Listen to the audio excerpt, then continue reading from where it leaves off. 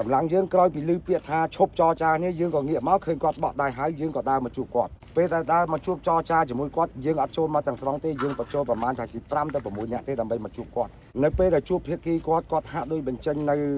គេហៅថាកាយវិការព្រមទាំងទឹកចិត្តសប្បាយរីករាយជាមួយយើងចាប់ដៃចាប់ជើងនិយាយមុខគ្នាល្អណាស់ប៉ុន្តែផ្ទុយទៅវិញក្រោយពេល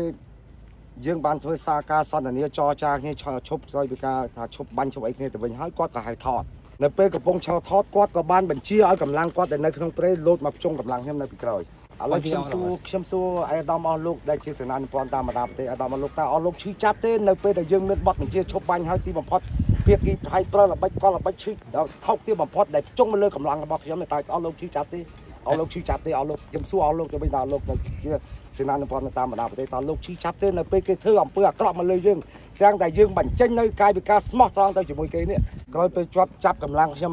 ទាំងអស់វា20នាក់យកទៅត្រូវបានរត់រួចម្នាក់នៅសល់19ប៉ុន្តែនៅពេលដែលអ្នករត់រួចគាត់រត់មកដល់ឮព័ត៌មានគាត់ប្រាប់ថាប្រហែលជាបាញ់សម្លាប់នៅមុខគាត់2នាក់ទៀត